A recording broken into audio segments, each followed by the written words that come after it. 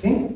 Bueno, pues muchísimas gracias por estar hoy aquí en la presentación de este libro que tenemos aquí a nuestra derecha y que estoy viendo que ya muchas personas tienen en su mano, que es lo que hay que hacer, ¿no? Cuando venimos a la presentación del libro, pues también comprarlo y poder un poquito también entablar una conversación.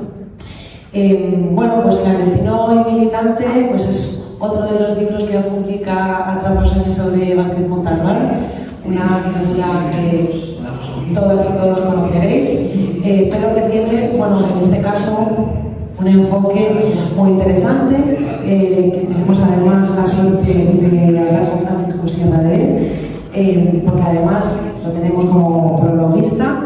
Sabemos que además, bueno, pues es catedrático de Teoría de la Comunicación en la Universidad de Sevilla y diputado de Sumar. Y bueno, pues hoy estamos nosotros dos para hablar un poquito de esto, pero también, bueno, pues nos gustaría hablar entre todas y todos sobre la figura de Montalbán, en este caso, bueno, pues como periodista, ¿no?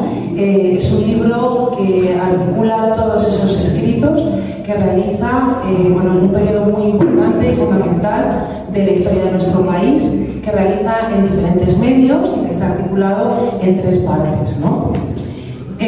También quería dar las gracias a Joaquín por siempre estar publicando libros interesantes que nos hacen pensar y también, bueno, pues por invitarnos, ¿no?, a hablar de este libro. Yo creo que, bueno, pues para comenzar me gustaría como dar un poco, pues, una opinión desde el punto de vista de a lo mejor una camarada que, bueno, pues que no vivió esa época, ¿no? Y creo que a lo mejor ahí, bueno, pues es interesante también entablar un diálogo sobre el por qué leer este libro hoy, la utilidad que tiene y también la relación que se manifiesta con el presente, ¿no? Además, yo creo que hay elementos transversales que tienen que ver con la importancia de los medios de comunicación, que tienen que ver con la reivindicación de la cultura popular y que tienen que ver también con personajes que son necesarios en la militancia del siglo XXI, polifacéticos, capaces de comunicarse con la sociedad en diferentes niveles, por la literatura, por el periodismo, en los partidos políticos, en la militancia, y yo creo que nos ofrece una perspectiva de algo en lo que tenemos que reflexionar como camaradas, que es los espacios de militancia, ¿no? Esa idea de ampliarlos, de ser siempre capaces de mantener el diálogo y además, como decía, desde mi punto de vista, como, bueno, pues una persona que viene del mundo también de la cultura, mi formación es más artística, vengo de Bellas Artes, soy también profesora de diseño, de ilustración y por lo tanto el activismo cultural y el diálogo con los demás también es algo muy importante. Y veo que este libro es muy útil porque representa desde lo pequeño elementos grandes y son artículos cortos. Habla también de un formato que parece como que prevé el futuro de la comunicación, ¿no?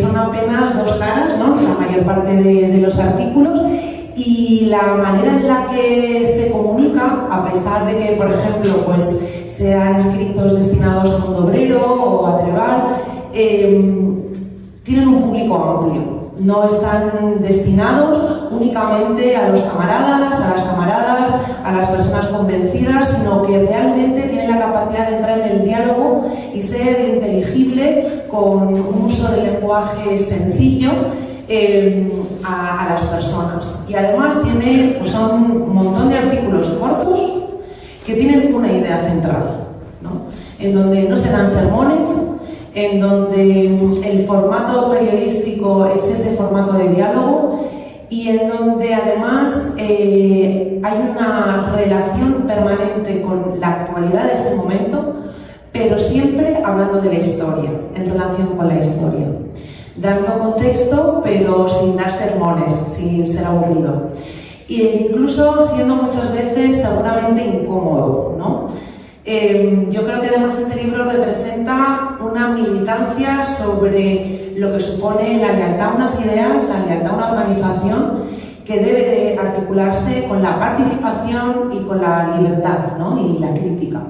Y yo creo que, bueno, nos ofrece un montón y nos da un montón de ejemplos de cómo militar, de cómo escucharnos, de cómo responder al contexto y sobre todo de ir más allá de lo meramente coyuntural. Aporta miradas de medio y largo plazo, ¿no? Y además, obviamente muchas veces podemos leer cosas escritas antes y darle muchas vueltas, ¿no? Y cada uno va a tener pues, su propia interpretación.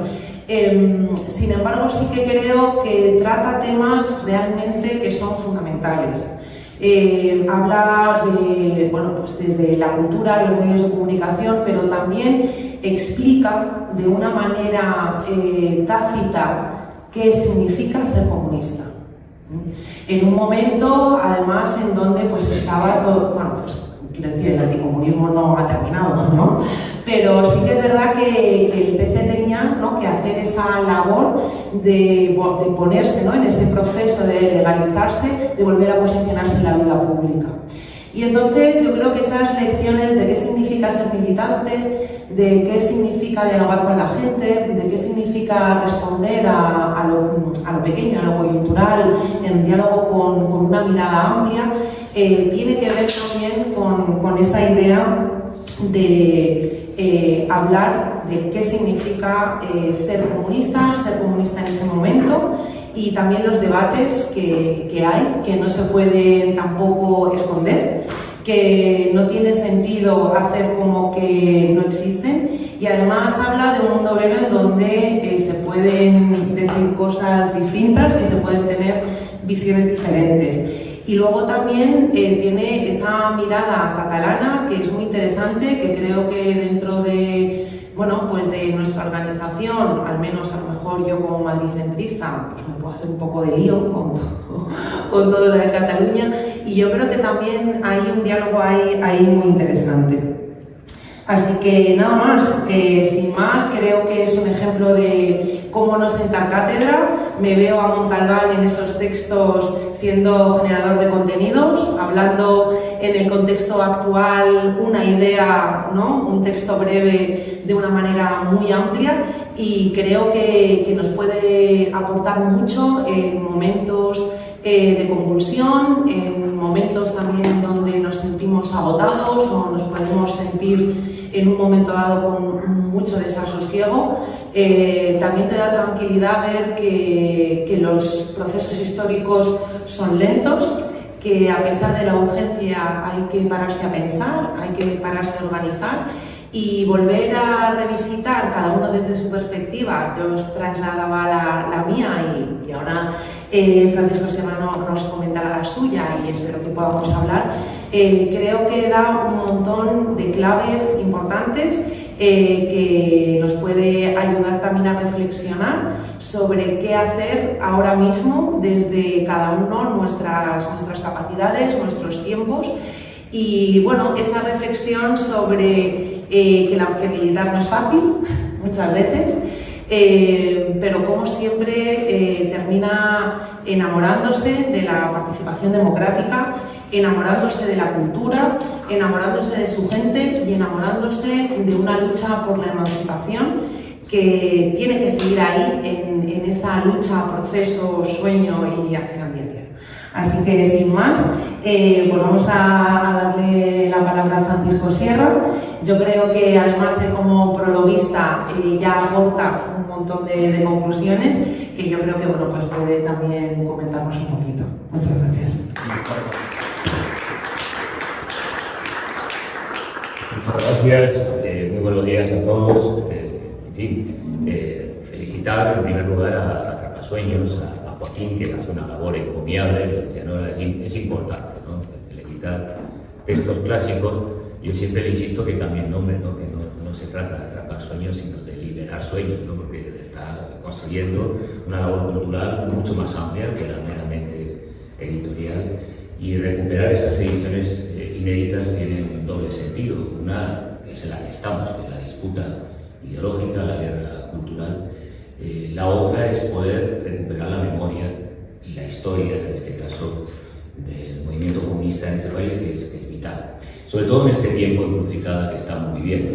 Yo, cuando me encargó el prólogo Joaquín estaba en una de esas intervenciones en tribuna pensando, bueno, ¿qué diría hoy Manolo Vázquez Montalbán con lo que estamos viviendo? Sobre todo alguien que hizo una suerte de anatomía del llamado franquismo sociológico que estamos viviendo en la actualidad.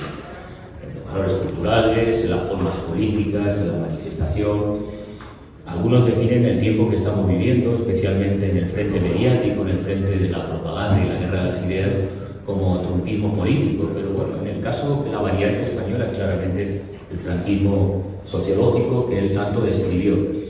Y Manolo no solo era uno de los referentes del periodismo, sino que además lo hizo en unas difíciles circunstancias. El título del libro no solo obedece a un tiempo histórico complicado, el de la clandestinidad, el de la militancia en la transición, sino también en un contexto en el que el periodismo era objeto de represión continua. Él es un referente en las facultades de comunicación porque, aunque no se conociera, hizo dos aportes importantes que están en las bibliotecas y en muchos de los materiales que habitualmente se utilizan en las facultades.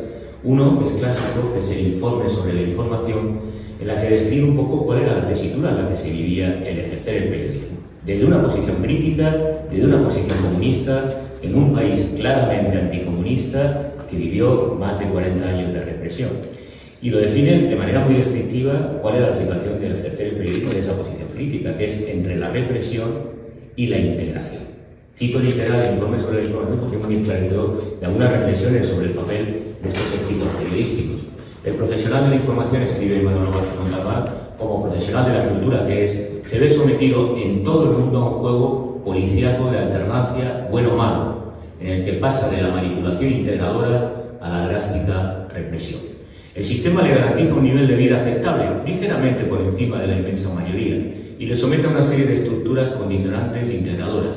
Un estatus empresarial que convierte al propietario de los periódicos en reales dueños y señores de la mercancía informativa, en conjunto de normas jurídicas aplicadas no tanto a defender a la sociedad del periodista como a defender el sistema. En caso de que el profesional de la información descubra que los molinos de viento son gigantes realmente y el ristre la lanza, entonces cae sobre él todo un mecanismo represor en el que actúan mancomunados el Estado, la empresa y todas las superestructuras cómplices.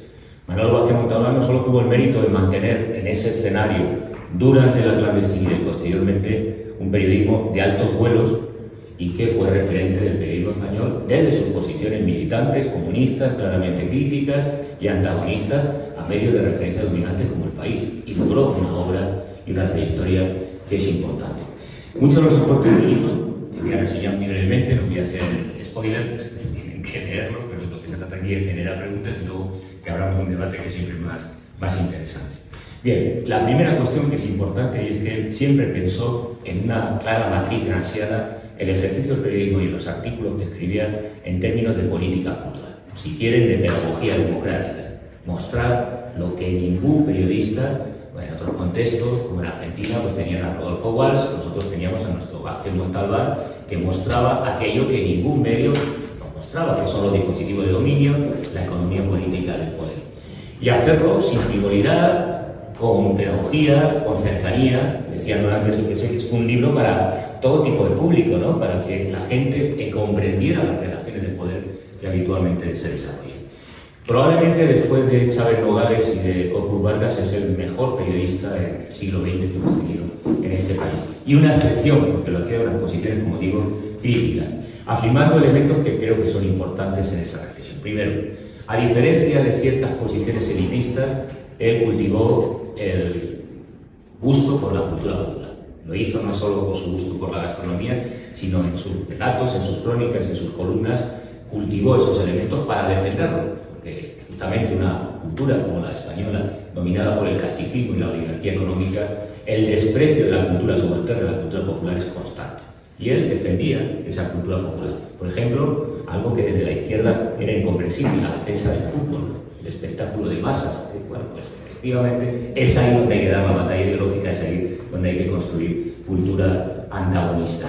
Por supuesto, describiendo las estructuras de poder económico y un análisis de coyuntura política siempre rico, siempre con matices, siempre revelando lo que en otras lecturas o columnas eran difícilmente encontrables desde el punto de vista de la crítica social, de lo que se espera en el ejercicio del periodismo. Yo quisiera reseñar algunos otros elementos que merecen la pena para afrontar la lectura del libro. Voy a señalar algunos aportes, 5 o 6, que son importantes. Aparte de la reivindicación de la cultura popular, creo que el libro tiene un elemento y un componente que, haciendo una lectura contrapelo de la historia hoy en la coyuntura, es muy útil, porque ciertas lecciones que da sobre la izquierda política y sobre la izquierda cultural están plenamente vigentes. O sea, uno lee el libro, hace una labor de proyección en el contexto actual y muchos de los problemas que él describió en la izquierda política en nuestro país siguen siendo plenamente vigentes. Sea para la izquierda catalana, o en general para el movimiento comunista y para la izquierda y el PC de manera genérica.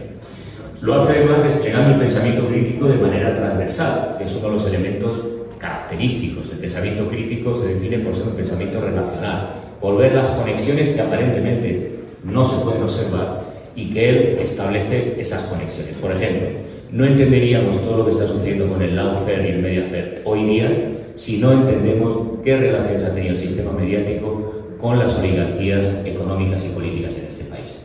Y cómo, entre las reformas que no se realizaron, está la democratización de los medios de comunicación y la democratización del Poder Judicial. Esto explicaría en buena medida todo lo que está sucediendo hoy día. Y él establece esos puntos de conexión, esos hilos que conectan una realidad y otra para entender por qué la oligarquía económica en la transición se mantuvo. Y en este texto se abordan elementos que son no solo reveladores de las disonancias cognitivas que hay en este país, los capítulos que protagonizó Alianza Popular, por ejemplo, sobre el tema de la sexualidad, el filibusterismo, el papel que tienen los medios y la prensa en la reivindicación de la libertad de expresión, o los trampantojos que hoy son tan habituales en la era Trump o la matriz de Fox News, es decir, todo el thrillerismo de la oligarquía económica al respecto sobre el papel que cumple actualmente en nuestra democracia. No le voy a desarrollar más porque lo conocen en detalle, todo lo que estamos viviendo con la desinformación en los medios, ya no en los llamados medios digitales que financia Ayuso en la Comunidad de Madrid, sino también en los llamados medios convencionales, prensa, radio y televisión. Hay un elemento también que quisiera destacar y que siempre ocupó en todos los escritos mucha preocupación a Manolo Vázquez Montalbán: el papel del intelectual orgánico en la función de la inteligencia. Y estamos en un momento que es el de la inteligencia artificial, el de los sistemas científico-técnicos. Ese papel es central en la disputa del desarrollo futuro que va a tener el capitalismo. Y él siempre se preocupó, porque cumplía ese rol dentro del movimiento comunista, dentro del partido, de pensar la labor del intelectual, cómo se articula políticamente, cuál es su función en un momento difícil de clandestinidad y en la transición. Y hoy día señalaríamos, bueno, qué papel tiene dentro de los partidos comunistas, del movimiento obrero, esa inteligencia y el compromiso intelectual en un momento en el que, como estamos viendo con la privatización de los sistemas científico-técnicos de las universidades, prácticamente hay una compra absoluta de todo pensamiento y de todo intelectual y de todo académico por los intereses corporativos y privados, a través de las fundaciones, a través de la financiación o directamente las propias redes mediáticas como tertulianos o comentaristas. Yo señalaba que el papel que ha tenido Vázquez Montalbán ha sido importante en la comunicación, no solo porque fue un referente como periodista, sino también, y esto se conoce menos, él fue profesor en Barcelona, en la Autónoma. Fue uno de los primeros, un gran amigo, que fue el que fundó los estudios en la Autónoma de Barcelona, el catedrático Miquel de Moragas, fue el responsable cuando estaban empezando los estudios. Estaba todo dominado por la escuela de la Iglesia Católica, es decir, los periodistas del régimen reconvertidos, Emilio Romero y compañía, en esa transición, y de la escuela de la Iglesia Católica se fundaron las facultades pobladas por profesores del régimen, reconvertidos ahora en docentes y formadores de periodistas, pues explicando básicamente los manuales fascistas de Italia y Alemania para formar a las nuevas generaciones de periodistas en la transición cuando surgen las facultades. No había pensamiento crítico. Y el único pensamiento crítico, cuando Miquel de Moraga lleva de profesor a la Autónoma de Barcelona a Manolo, que no se veía de profesor, por los pocos años lo dejó, pero sí tuvo una labor muy prolífica, muy importante. Hizo el informe sobre la información, que es una reflexión marxista sobre el papel de los medios y cómo podría desarrollarse una perspectiva crítica en materia de comunicación, que él ejercía a diario y pensaba como periodista. Y la segunda hizo un texto que es una referencia todavía hoy, Historia y Comunicación Social, para desarrollar una perspectiva materialista, histórica, de cuál ha sido el papel de la comunicación en la sociedad moderna, en el capitalismo, de manera estratégica. En fin, para no quitar más tiempo y que podamos tener un diálogo, el texto es una reflexión sobre aspectos fundamentales de la izquierda, sobre los debates que tuvieron lugar en ese ámbito, y como sucede con otro texto, se reeditan, como sucede con El Quijote, como cualquier clásico. Nuestro clásico del periodismo, Manolo Vázquez Montalbán, nos permite releer la coyuntura política actual, viendo los debates que teníamos, cómo se han ido reproduciendo y ampliando estas nuevas situaciones que vivimos y qué lecciones y análisis nos brindó para poder articular esa dialogía con nuestro tiempo, con el tiempo que vivió el movimiento obrero, de una pluma y de una capacidad y calidad no solo literaria, de escritura, sino ética y política de altos vuelos. Así que felicitar a la editorial porque permite recuperar textos, traducir, que eran inéditos o desconocidos para el lector, salvo que seas investigador y vayas a la hemeroteca, no encuentras los textos, tenerlos sistematizados en forma de libro, permite esta revisión de actualidad muy potente y creo que muy enriquecedora.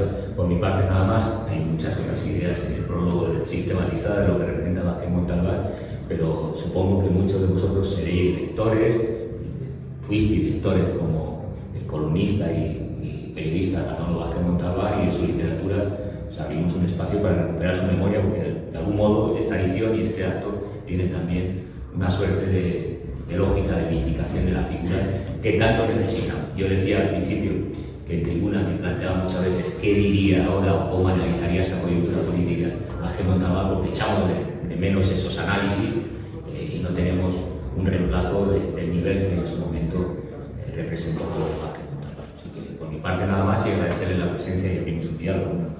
Perfecto, gracias. Pero creo que hay unas cosas importantes que estaría bien remarcar del libro. En el libro, hasta donde yo entiendo, y ahora que entra Joaquín, sino que nos corrija, realmente se publica todo lo que se ha encontrado. Es decir, que no hay como una selección previa para que haya un mensaje concreto del libro, ¿no? Sino que lo que se hace es exponer, ¿no?, lo que ha escrito. Y por lo tanto, en ese todo hay muchísimas cosas y hay un montón de ventanas, y yo creo que es muy interesante porque hay un montón de preguntas. Yo creo que cada uno y cada uno podemos sacar un montón de esas lecciones. Yo creo que lo que decimos de reivindicar la memoria, ¿no?, y de publicarlo ahora, no sé si es una casualidad o no, pero claro, este año está esta propuesta, ¿no?, esta campaña, estas acciones de los 50 años de libertad de España, ¿no?, que está desarrollando el gobierno. Yo creo que es un aporte, ¿no?, desde el margen, que también es una perspectiva que maneja siempre Montalbán, que es interesante, ¿no? Ese aporte. Yo estuve el otro día mirando la web, todas las cosas que se hacían, ¿no?, y yo creo que es un aporte muy interesante a esos años de profunda transformación, de profundos debates, y donde se sientan muchas de esas bases institucionales, de esos elementos del régimen que se trasladan, ¿verdad? Y bueno, hay algo con lo que me gustaría comenzar, porque tiene que ver con la coyuntura que tenemos ahora mismo, como dices, y yo creo que una de las más evidentes es la situación que vivimos frente al fascismo, ¿no?, o al fascismo. Y hay un artículo que se llama Controlar el fascismo agazapado, que dice: hay que devolver al pueblo su verdadera memoria y explicarle la historia colectiva según la lógica democrática, no según la lógica épico-triunfal fascista, aún presente en los manuales escolares, ¿no?, que tú hablabas antes de la facultad. Hay que convertir los medios informativos públicos, privados, partidistas, en cátedras constantes de educación democrática. Hay que aislar a los fascistas supervivientes y recalcitrantes como lo que son, agentes de la muerte y el irracionalismo. Y sobre todo, hay que convertir la conducta democrática en algo ejemplar, transparente, en una auténtica alternativa de relación personal y colectiva. Y yo creo que ahí no hay como un compendio que resume muy bien también, ¿no?, como la situación que estamos viviendo ahora mismo. Así que nada, en el prólogo se habla de que hay dos hilos conductores, esa reivindicación de la cultura popular, pero también esas lecciones para la izquierda. Así que yo creo que sería interesante también que compartiéramos como esas ideas que consideramos importantes y útiles, ¿no? Hoy en día. Así que nada, si alguien quiere intervenir, preguntar o decir algo, adelante. Hacer un cineforum de una película que no has visto es difícil. Claro. Hablar de un libro que no he leído también. Pero bueno, me gustaría preguntar, cuando buscas los artículos de Manolo, tienes presente todos los seudónimos con los que escribía y relacionas alguno con alguna idea, con alguna tendencia de crítica o yo qué sé, cuando escribían en Por Favor, en el Interview o en el Triunfo, hablaba con una cosa o con otra, con una temática o con otra, utilizaba todos para Bueno, tenemos aquí, yo soy el promovista, ¿no? El editor. Joaquín ejerce editor en el noble sentido del término, es decir, no se limita a encuadernar e imprimir libros, sino a preparar, a proyectar la idea. No sé si Joaquín quieres comentarlo, porque bueno, es artífice. Creo que están compilados en este volumen. La primera firma de Manolo es como Molbatán. Yo creo, sinceramente, que es una errata de un novelo. Es una errata a la hora de... porque es el primer artículo. Y creo que él lo mantiene, ya como estrategia, porque escribir en un novelo en el 76, siendo ilegal con el partido, que se puso como un novelo, pero creo que eso fue una errata, es mi consideración, es mi elucubración, porque a él le gustaba, como tú bien dices, lo que pasa es que hay firmas como Manuel Vázquez Montalbán siempre, tanto en Trebal como en los otros textos que se han cogido de un boletín de la Asociación de Presos Franquistas de Cataluña, porque firma como militante y ya en un momento dado es miembro del Consejo de Redacción y también miembro del Comité Central del Partido Comunista, o sea y del PSUV, o sea que tuvo diferentes cargos orgánicos que ella firma como... Pero yo creo que la primera es una errata de un novelo y la mantiene como cachondeo, lo mantiene y después ya lo corrigen de nuevo. Lo digo porque en el Consejo de Redacción aparece su nombre bien, ¿sabes? O sea que si quitas los créditos del periódico, aparece bien. Pero sí, tiene un tono distinto cada vez que se dirige a un público, porque estos son sus artículos militantes, es decir, como militante escribiría hacia la militancia. Son artículos que incluso rompen la esfera de la militancia, por eso son interesantes para la actualidad, porque al final están analizando una situación en la que había un PSOE que era hegemónico y un PC que tenía una situación muy distinta a la de hoy, ¿no? En el sentido de mayoría social, de construcción colectiva. Entonces ahí se ve, Manolo firmamos como Manolo Vázquez Montalbán, y cuando firmábamos Sisto Cámara, evidentemente la perspectiva era otra. O como el pedrado, ¿no? Como se llama, tiene mucho seudónimo. Sí, el tono le cambia porque tiene una función lógica, en su lógica, porque Manolo es un poco particular, yo creo que es muy difícil entrar en su psicología, pero es porque es muy prolífico, como él decía, dice, yo soy prolífico, pero no me gusta que lo digan porque los prolíficos son los conejos, eso lo dice en una entrevista. Él escribía porque tiene una necesidad de contar ante una realidad y la realidad de interpelar y como periodista tiene que contar. De hecho, yo creo que de buen poeta deja la poesía y se dedica al periodismo, se convierte en un gran novelista, escribe novelas como Chulo, evidentemente, ya sabemos que algunas pues peca un poco de falta de estilo, pero como nos gusta tanto y al final lo que interesa es la historia como la cuenta, yo creo que era un narrador de su tiempo, una persona con un verbo que le imperaba todos los días escribir, y ahí se nota, porque escribir en un novelo, tened en cuenta que mientras estás escribiendo estos artículos, en todos los demás que estás escribiendo. Y no poco de pago, escribe una revista de arquitectura, escribe en Triunfo, dirige una revista, está preparando los bares del sur, en fin. Es un deporte, ese hombre. No, es un deporte. Yo, como soy un apasionado, pues lo defiendo en todas sus facetas. Y la periodística, igual que José Saramago, que presentamos ayer los apuntes, los grandes novelistas que vienen del periodismo o vienen... Es muy curioso, ¿no? Porque este país ha tenido una deriva con periodistas que se dedican a la literatura, como Arturo Pérez Reverte, etc., en la que la calidad no es justamente de donde viene. Es decir, el periodismo que practica Vázquez Montalbán y José Saramago y su literatura en periodismo es un valor por sí mismo. Otra gente no. El periodismo se ha extendido a todas las capas de la sociedad y el periodista novelista es un fenómeno que se ha dado en este país que tiene que ver con la promoción, con el mercado, pero tiene que ver también con que el periodismo ha perdido su base fundamental. O sea, el conocimiento que tiene Manolo, cada vez que escribe un artículo, o sea, sabía más de Estados Unidos que nadie. Ese tipo puede saber en los años 60, tanto de Estados Unidos. Está en Barcelona, se mueve, tiene una inteligencia, se junta, va a los sitios donde tiene que enterarse, y era el que escribía sobre las elecciones en Estados Unidos de los periódicos del régimen. O sea, esa capacidad, o sea, eso lo hace un periodista que es periodista. El periodismo se inventó gracias a gente como y también gente como Paco Sierra. Gracias.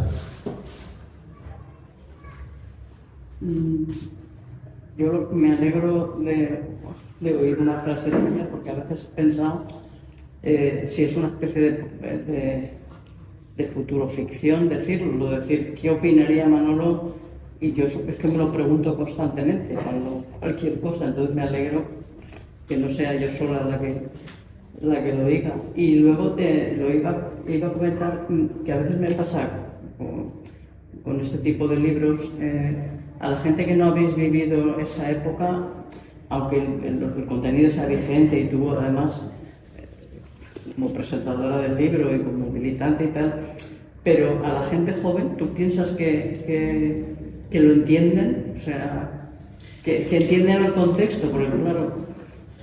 Yo es que no me animo a hablar por la gente joven, porque la gente joven porque realmente no lo haya vivido. es más gente que es más joven que yo en este momento. O sea, yo estoy ahí como en un terreno ahí... O sea, no soy generación Z, por decirlo de alguna manera.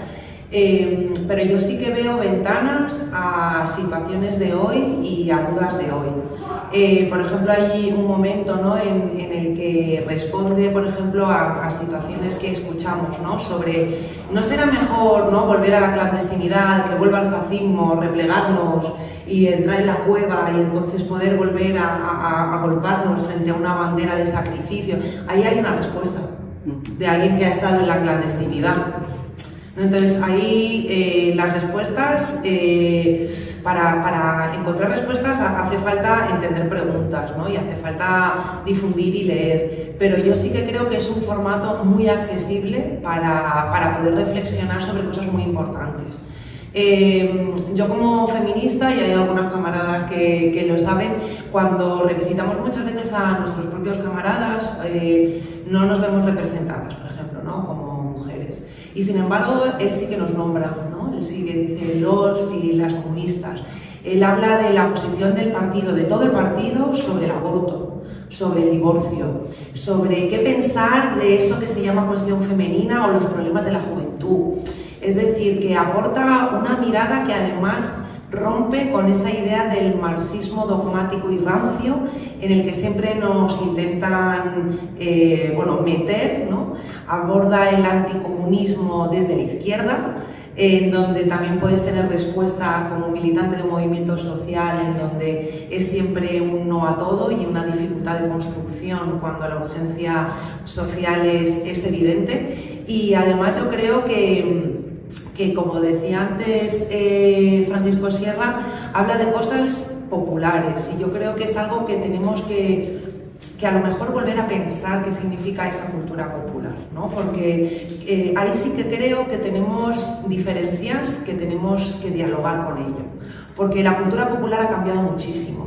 Y a mí sí que me gustaría saber si tú tienes alguna, te has respondido poniéndote el sombrero de Manolo, ¿qué diría hoy, ¿no? Porque en esa batalla ideológica, ¿no?, él habla de Televisión Española, él contesta al ABC, por ejemplo, sobre la desinformación, ¿no?, en el momento en el que dice que legalizar al PC significaría, ¿no?, que los, como, no sé cómo decía, ¿no?, como que todos los muertos son iguales, o sea, habla de la paletada de los franquistas, ¿no?, de cómo ni siquiera hay una derecha real, intelectual, con argumentos, ¿no?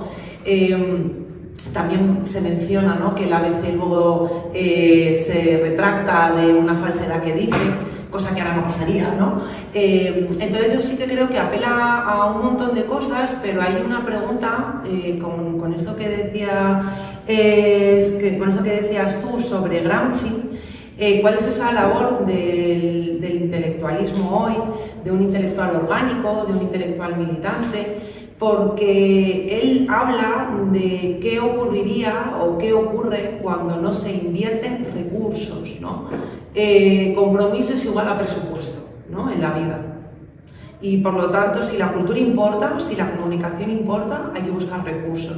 Recursos humanos, recursos económicos, recursos formativos, y hay que darle un peso importante.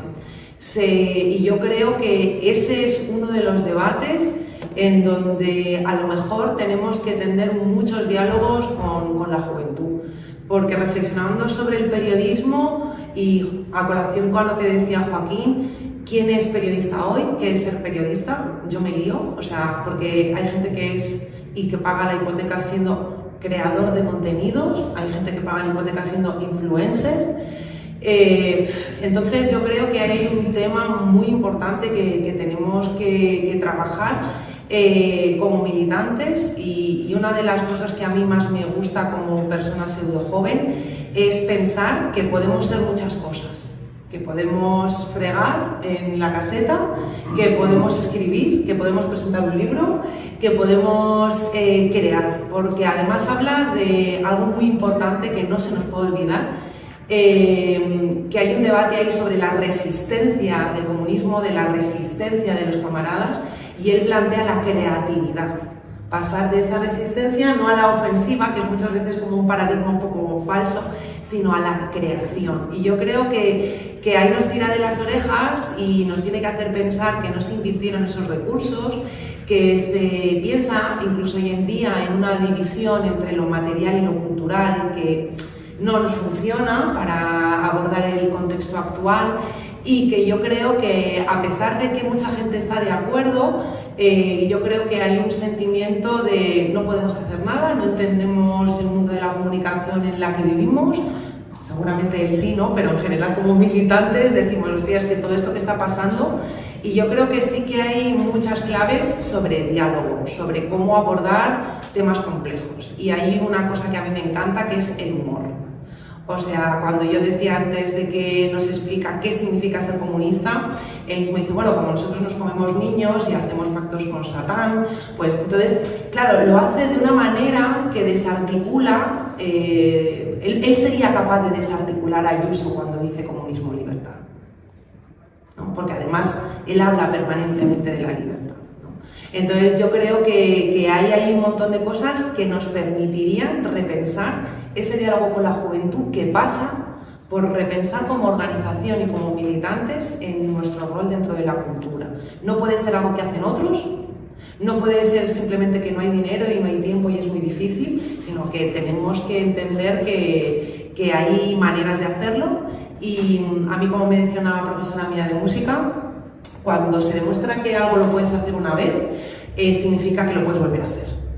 Y yo creo que eso es algo que cuando terminas el libro te da alegría, porque dices, hostia, no siempre estamos ante un momento histórico, ¿no? Siempre es que ahora la coyuntura es algo nunca visto, es algo, y te pones a reflexionar. Yo desde esa distancia que planteas en lo que supone este momento, que lo desconozco, porque además mi familia se tuvo que ir de este país y yo vengo al final también del padre, bueno, de otra historia en Latinoamérica, pero que cuando yo pienso en este momento digo, hostia, todo eso de esas ideas incluso de la transición que tenemos antes a la izquierda y tal son tan injustas, eran también condiciones tan difíciles, y si todas estas cosas se pueden construir, se pueden dialogar y se pueden desarrollar de una manera tan inteligente en contextos tan difíciles como este momento, creo que las herramientas están para hacerlo ahora.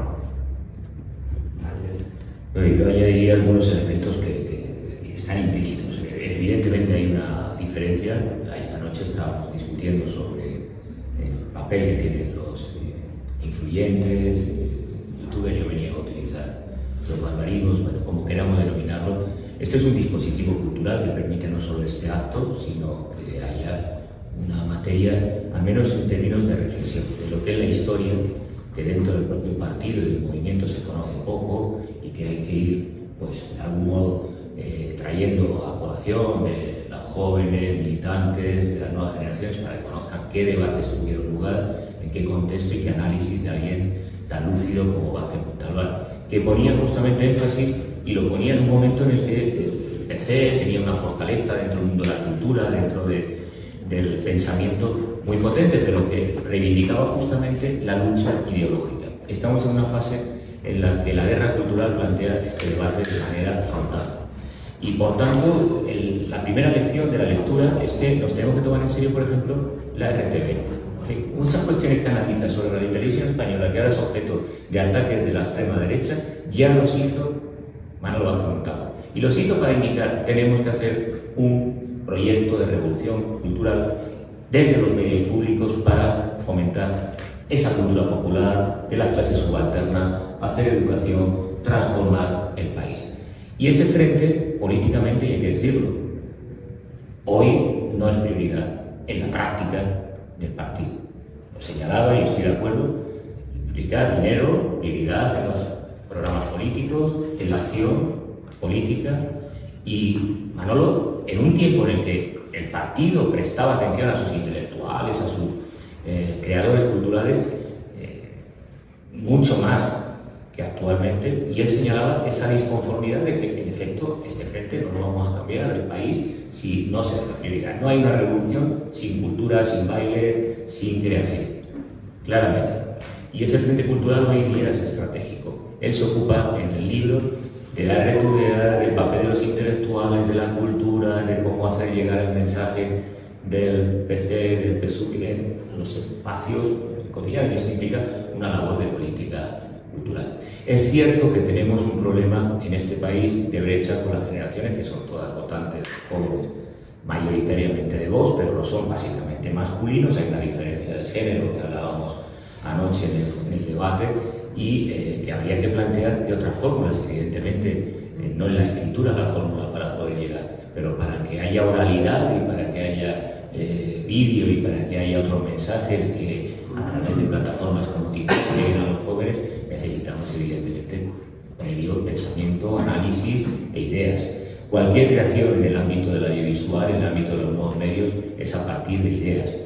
Y aquí hay que recordar que la nueva extrema derecha no surge por espontaneidad creativa. Han leído a Gramsci, han leído a Ho Chi Minh, han leído a Che Guevara y aplican esas mismas doctrinas y estrategias en la guerra cultural en clave desde los intereses de la oligarquía económica. Por tanto, eso que apelaba Manolo Vázquez Montalbán en sus artículos, de priorizar una política de Estado en RTV, de priorizar el frente intelectual y de la cultura, de dar una batalla ideológica estratégica en ese ámbito, sigue siendo plenamente actual. Con otro contexto mucho más complejo, el de las tecnologías, por mucho que nos permitan producir nuestros propios contenidos, ni tenemos los recursos, ni el código está en nuestras manos. Es decir, la sala de comando está en manos de los tecnofeudalistas oligarcas de Silicon Valley. Y ahí tenemos una batalla que dar en política pública, apropiarnos de las herramientas. Igual que defendían los medios públicos, convertir en dominio público las redes, internet y el dominio. Si no hacemos esa transformación, por mucha pedagogía que hagamos a los jóvenes, no vamos a llegar.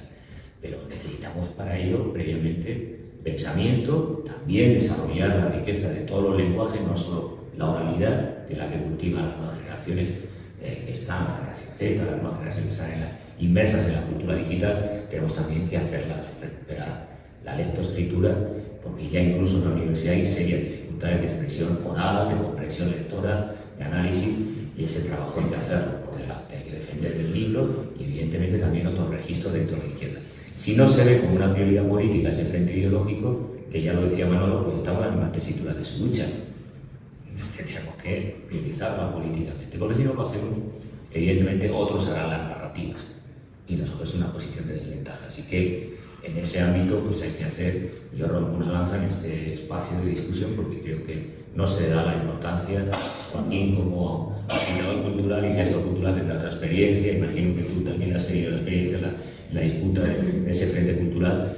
Yo tengo la experiencia de que siempre cuando hay que hacer el programa electoral, lo último es siempre cultura, comunicación, educación. Bueno, que no es prioritario, y es el ámbito en el que incluso el PC define como dimensión estratégica a disputar, convertir el partido en un agente de disputa, del sentido común y de la lucha ideológica. La batalla de la extrema derecha es ese ámbito, empiezan en esa dimensión y luego terminan pues, con el BOE aplicando las medidas correctivas que todos conocemos. Y no empieza ahora, empezó en los 80 con la llamada nueva derecha, con la revolución conservadora de Reagan, Thatcher, entendiendo cuál era la clave de la hegemonía de los valores ideológicos de la izquierda y de las fuerzas de progreso en ese sentido. Así que esa lectura no es útil, pero sí es verdad que tenemos una tarea pendiente de hacer esa pedagogía y cómo con la nueva generación. Sí, en el libro de lo que veníamos planteando ambos, pensaba que cuando Gramsci propone reflexionar en clave de intelectuales orgánicos, no existían redes, no existían influencers tal como los conocemos hoy día, y entonces el papel del intelectual orgánico tenía de alguna manera el monopolio de la interpretación y de la transmisión de ciertas ideas a ciertos grupos.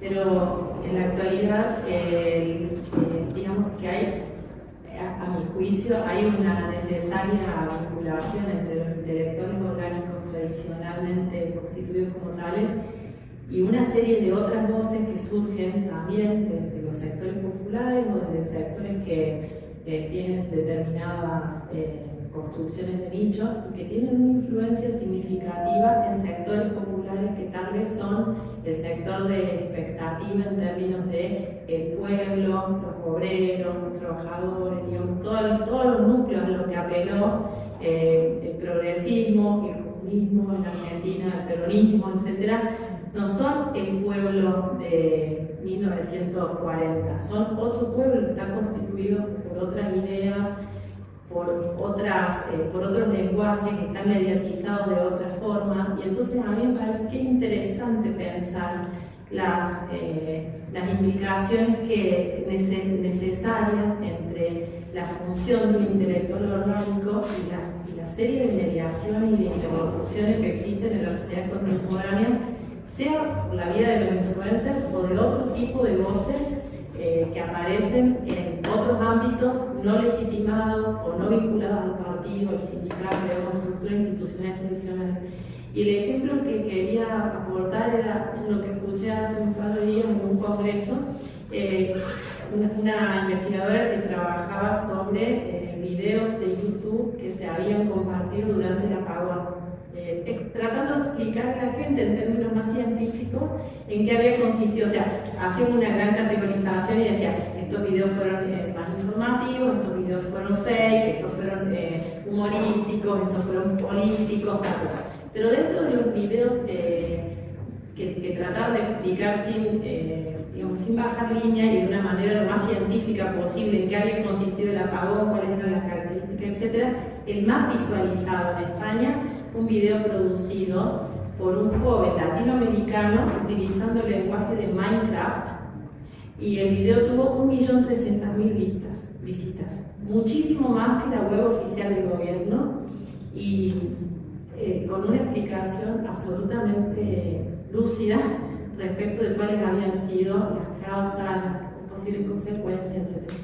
Con lo cual yo me quedaba pensando en que la gente está escuchando, la gente, los jóvenes, los jóvenes, están escuchando y viendo muchas otras voces y personas y argumentos que antes tal vez no llegaban, pero que sí tienen una influencia muy grande en la constitución de identidades y que no por venir de influencers son menos atendibles o son menos importantes, porque hacen a la constitución de la identidad contemporánea. Entonces, me quedo pensando qué dirían en estos momentos Vázquez Montalbán o Gramsci sobre el mundo en el que vivimos. Siempre me lo pregunto. Bueno, yo en mi caso sí que soy generación Z, soy del 2005, entonces la guerra civil, la transición y tal me pilla un poco de lejos, pero el tema de redes sí que evidentemente lo trabajo, lo vivo mucho. Y a ver, espacios hay y libros sí se les entiende. El problema es que es mucho más atractivo ir en el bus, ir en el metro, ir a tu casa o estar ya en casa y ver un vídeo de 30 segundos que pararte a leer como los grandes intelectuales que ha habido, que son muy importantes de leer, pero el problema está en que no se quiere leer, no hay interés, y además quizá la extrema derecha o la derecha en general ha sabido adaptarse mejor al formato de un vídeo de 30 segundos en el que en una actitud más o menos tamaña consigues el quíntuple de visualizaciones que un libro.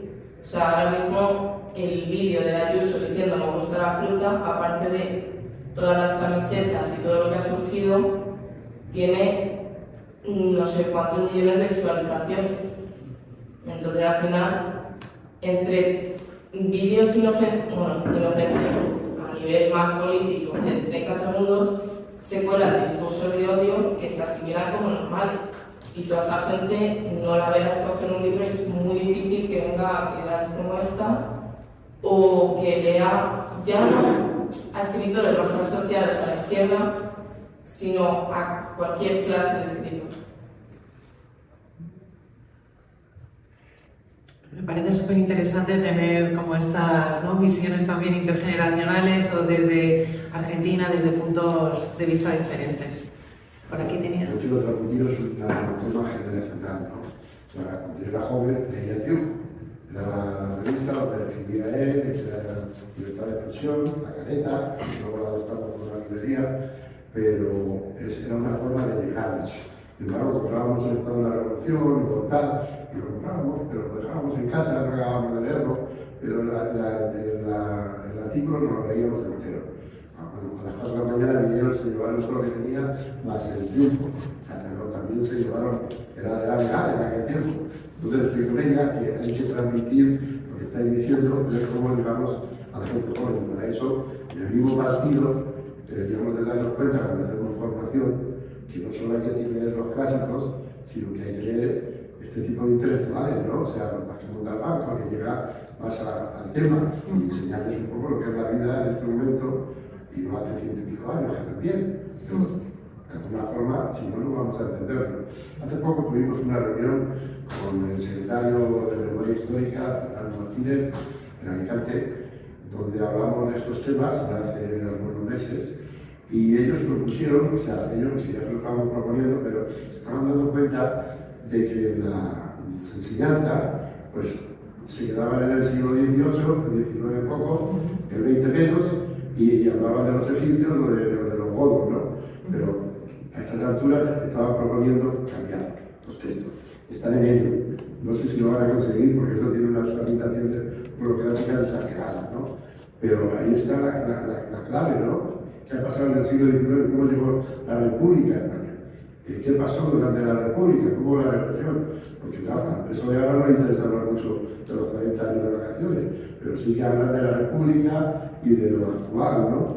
Entonces ese tramo del Partido Comunista, que va adelante un poco toda la reivindicación y tal, pues eso lo dejan un poco de lado, de vez en cuando lo nombran, pero vaya.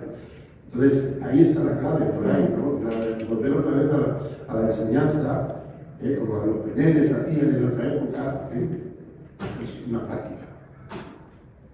Totalmente, yo creo que además esto lo menciona, ¿verdad?, en el libro. Directamente él habla de la importancia de trabajar, o sea, primero que aborda la o sea, o que habla de lo que supone la participación en la vida pública, en la vida institucional, que a su vez no está en contradicción con la participación en la lucha y en la calle. Y habla de un elemento crucial que son los libros de texto, es decir, que habla de la educación, habla de la memoria, habla de cómo nos contamos, habla de cómo nos recordamos o cómo nos retratamos, ¿no? Yo es que personalmente me niego a este rollo de lo hemos hecho mal, no podemos hacer nada, no tenemos... Claro que para ellos es más fácil hablar en 30 segundos, es que es más fácil.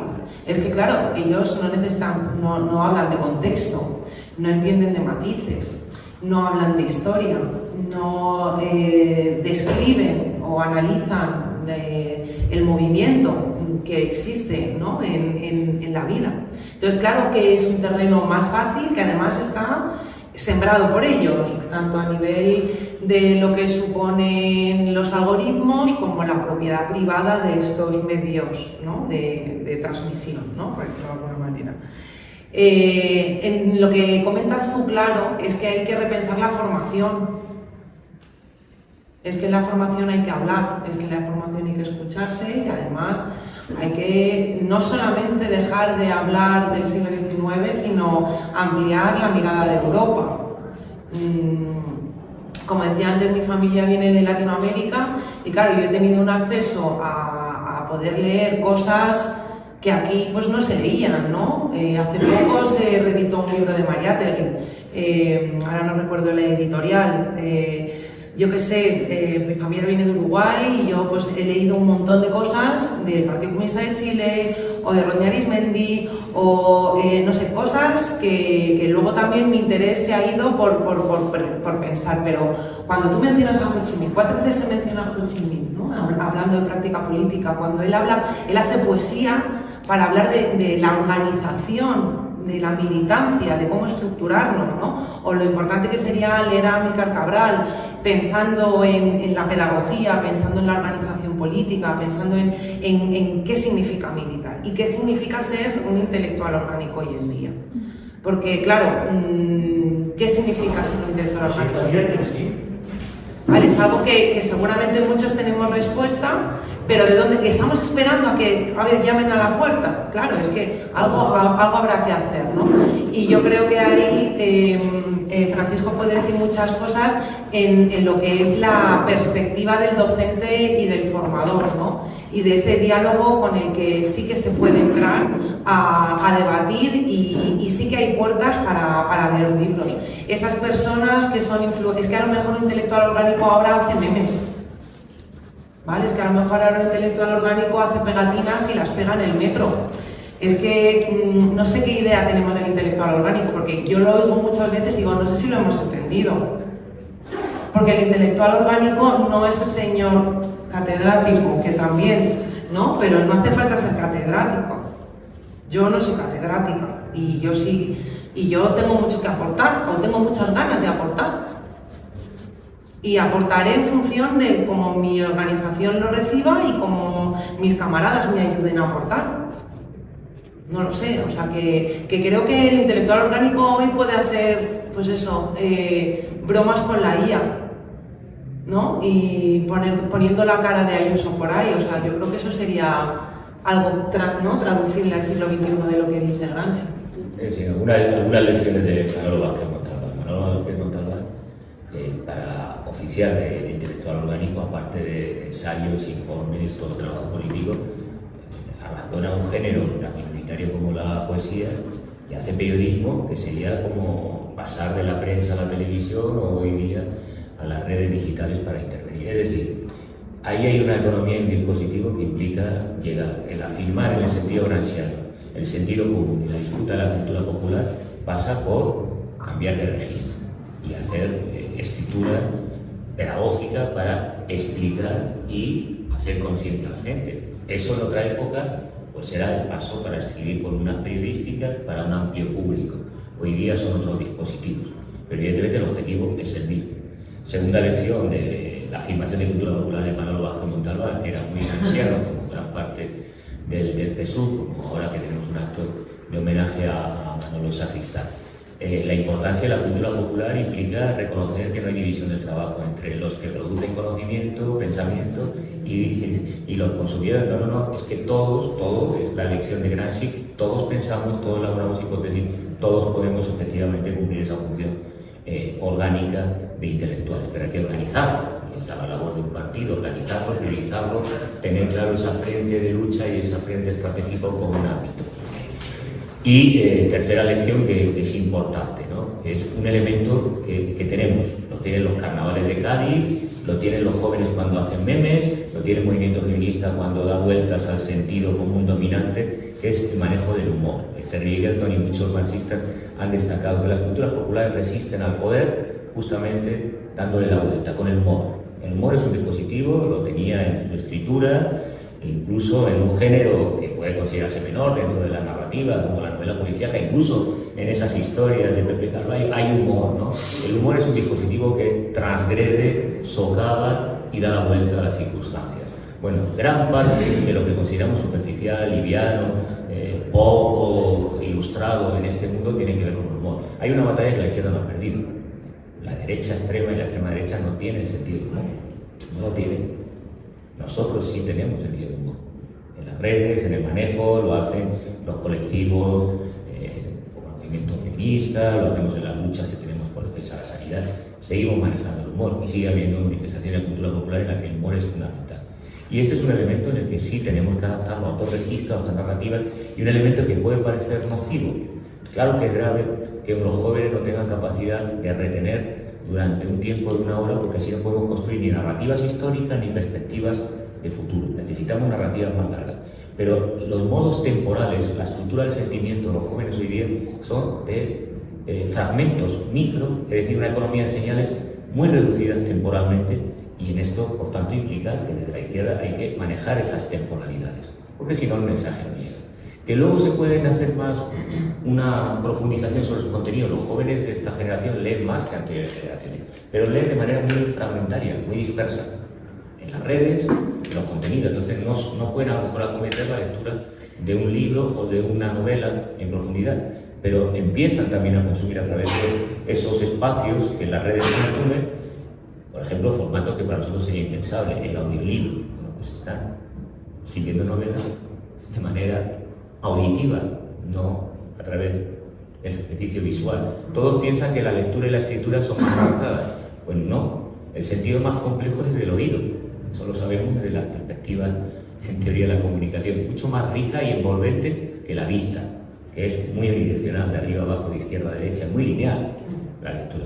Bien, el oído, la escucha activa, son elementos que nos han caracterizado en la pedagogía freiriana, en la pedagogía popular, en la cultura subalterna, y tiene que ver mucho con esta cultura de lo digital, lo oído y otros sentidos. Bueno, tenemos que, de algún modo, adaptarlo.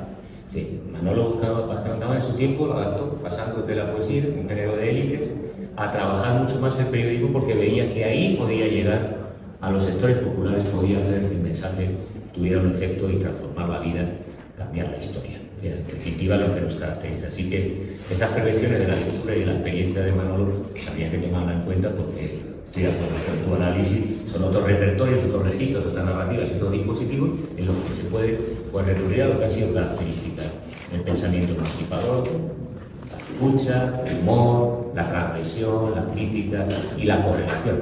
En poco tiempo se puede correlacionar muchas cosas, dirá alguno, de manera muy superficial, no en profundidad. No, claro, para eso ya un ensayo, un estudio, que podrás tenerlo al respecto. Y por cierto, para recordatorios, Marx era célebre no solo como un gran filósofo, analista, estudioso de la economía política, fue famoso por ser un propagandista y fue vituperado por dedicarse al periodismo, cosa que lo odiaba, pero era un periodista, se ganaba la vida como periodista. Y hacer una columna reducida de toda la complejidad del mundo, como la guerra del opio en China, en apenas pocas palabras, eso era para él la liviandad absoluta en su tiempo, en el siglo XIX. Bueno, pues hoy día podemos equiparar que hacer un mensaje de 2 minutos en TikTok es una ridiculez. Pero bueno, si tiene 1 millón de impacto y podemos condensar en apenas 1 minuto una complejidad mayor, pues evidentemente la batalla y guerra cultural se podrá ir ganando, y creo que tenemos elementos para hacerlo, siempre que haya voluntad política. Nada, solamente recordemos que no todos son 15 segundos. Mis alumnos oyen podcast de 1 hora y media. Se ven vídeos de gente que lo que hace es hablar o mirar cómo juegan a videojuegos otras personas que duran 2 horas. ¿Vale? Cuando se conectan a jugar con otra gente online, mantienen conversaciones de 6 y 7 horas. Es decir, no todos son 15 minutos, a lo mejor tenemos que pensar en qué centrarnos, y sobre todo también darnos cuenta de que hay cosas que no pasa nada, ¿no? Que lo que dices tú, o sea, tiene dignidad escribir un artículo corto, tiene dignidad hacer un meme. Y hay una cosa que decía Montalbán en una entrevista, que decía algo como: Marx no es una religión, ¿no? Sino que si el marxismo no está de moda, pues tendremos que buscar un nuevo lenguaje para llamar las cosas por su nombre.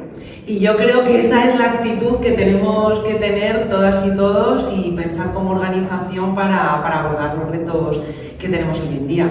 Creo que llevamos mucho rato, ¿verdad? Así que, bueno, pillar el libro y además, si no lo tenéis aquí ahora, lo tenéis en lo que es el puesto de Atrapasueños, y si no tenéis dinero en efectivo no os preocupéis, que se puede pagar con tarjeta. Así que nada, seguiremos, si no seguimos hablando ya con una bebida ahí fuera. Así tienes que hacer siempre. Así tienes que hacer siempre. Transmitir y luego cobrar. Claro, es que todo este trabajo, ¿no? Después de hablarlo, pues ahora vamos a leerlo. Has hablado de presupuestos, de economía, de todo es importante. Y yo en mis alumnos les decía, ¿os imagináis a Jesucristo a carcajada? O sea, por aquello del humor y la agresión. O sea que...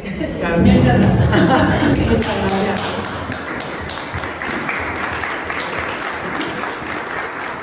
Thank you.